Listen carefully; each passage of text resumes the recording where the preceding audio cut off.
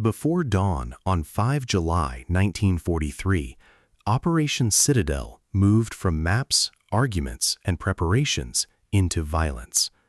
The German attack against the Kursk salient was supposed to be a concentrated armored blow launched from north and south that would cut off the Great Soviet Bulge and restore German initiative on the Eastern Front.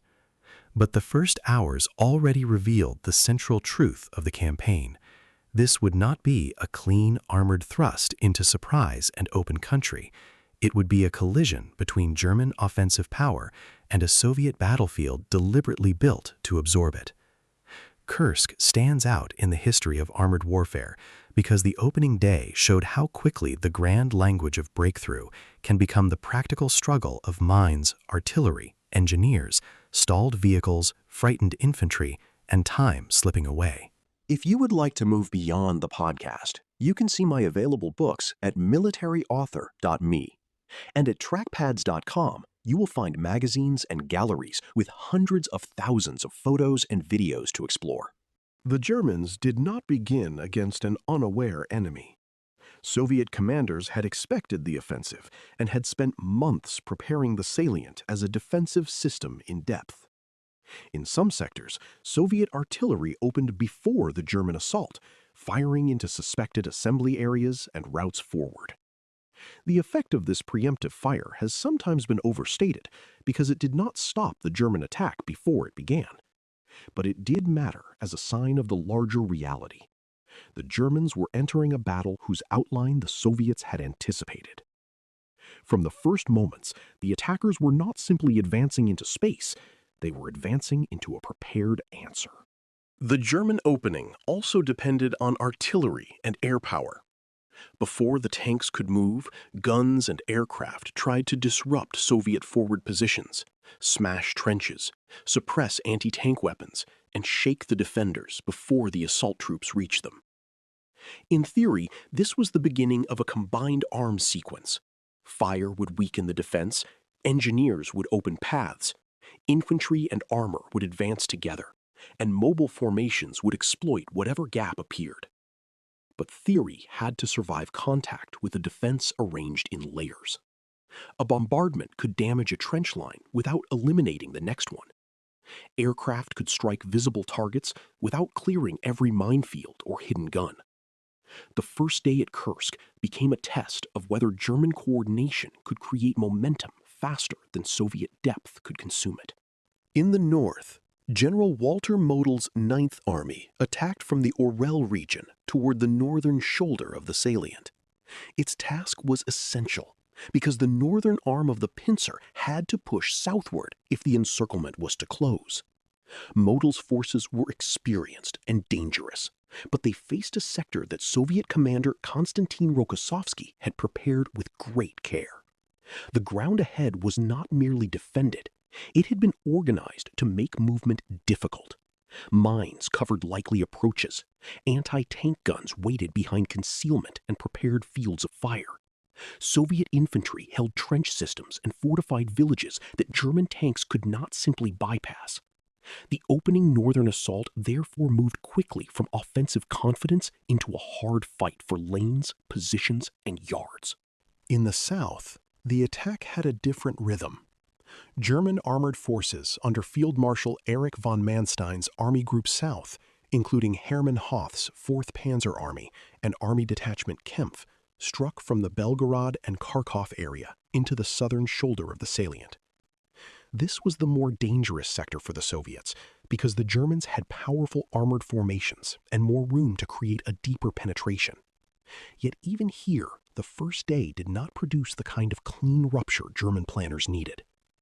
The southern attack pushed hard and inflicted severe losses, but it too ran into mine belts, anti-tank zones, villages, artillery fire, and the constant problem of keeping tanks, infantry, engineers, and supplies moving together through a battlefield designed to separate them.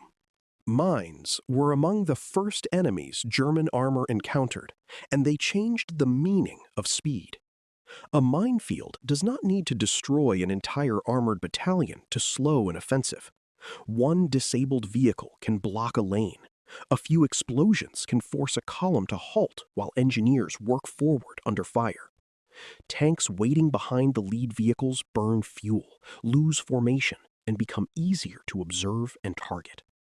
At Kursk, the German attack repeatedly confronted this simple but devastating truth. Armored warfare depends on movement, and movement depends on trust in the ground ahead. When the ground itself becomes suspect, the attacker begins to lose the rhythm that turns tactical penetration into operational breakthrough. The engineers were therefore as important as the tank crews. German combat engineers had to locate mines, clear paths, mark routes, repair crossings, and help infantry and armor keep moving through obstacles. Their work was slow, dangerous, and essential. If they failed, the tanks could not advance. If they succeeded too slowly, the operation lost tempo. If they moved ahead without protection, they could be cut down by artillery, machine gun fire, or hidden defenders. This is one of the reasons the first day of Citadel should not be imagined as a vast tank charge. It was often a series of pauses, breaches, corrections, and renewed pushes, with the attackers trying to turn a path through obstacles into a road toward decision. Soviet anti-tank defenses added the next layer of friction.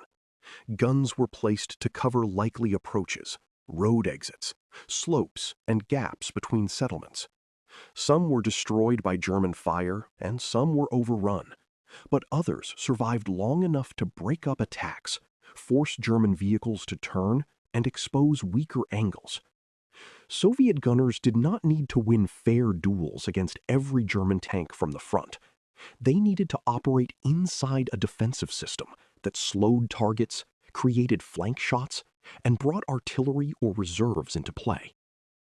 German heavy vehicles could be formidable, but even the strongest tank became vulnerable when immobilized, isolated, blinded by dust and smoke, or separated from the infantry needed to protect it. Infantry carried much of the burden on both sides. German infantry had to clear trenches, villages, and strongpoints so that armored units could move through without being attacked from the flanks or rear. Soviet infantry had to hold positions long enough for mines, guns, and artillery to do their work, even under bombardment and armored assault. The suffering in these first hours was severe, and it should not be hidden behind the language of maneuver. Men waited in trenches while shells tore the ground around them. Others advanced behind tanks into fields where mines and machine guns shaped every step.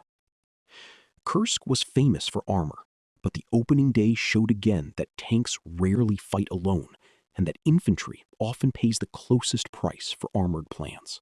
By midday and into the afternoon, the pattern was becoming clear. The Germans could advance. They could punch into forward positions, destroy Soviet weapons, and force local withdrawals. But the attack did not produce the sudden collapse that Operation Citadel required. A breakthrough in one belt only opened the way to another belt. A village taken after hard fighting did not mean the road beyond it was free. A damaged Soviet line did not mean Soviet reserves had been destroyed. The Red Army's defense was designed to make German success incomplete, and that is what made the first day so costly. The Germans were moving, but they were not yet breaking the campaign open. Commanders on both sides had to interpret a battle that no one could see whole. Reports from the front were delayed, confused, or distorted by smoke, dust, broken communications, and the natural exaggerations of crisis. German headquarters needed to know whether local gains were the beginning of a decisive penetration or simply expensive progress inside the defensive system.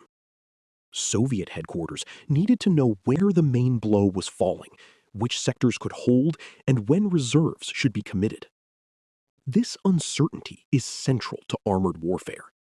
A tank battle is not only fought by crews looking through sights and periscopes, it is also fought by commanders trying to judge whether movement still has meaning or whether it has already become attrition. The first day of Citadel did not decide Kursk, but it revealed the terms on which the campaign would be fought. Germany still had powerful formations, skilled soldiers, and the ability to inflict terrible damage. The Soviet defense, however, had denied the attackers the most precious commodity in mechanized warfare: clean momentum. Dawn on 5 July began with a plan that promised encirclement and decision, but the day quickly narrowed into mines, fire, disabled vehicles, strongpoints, and the constant pressure of time.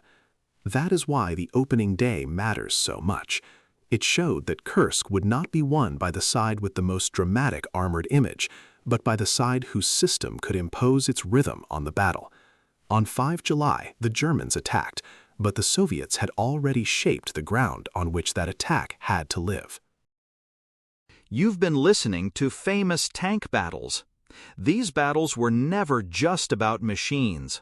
They were about doctrine, terrain, firepower, logistics, and the hard problem of turning shock into victory. For more military history writing and books, visit militaryauthor.me.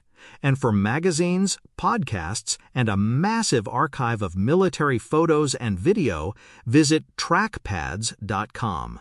Thanks for listening.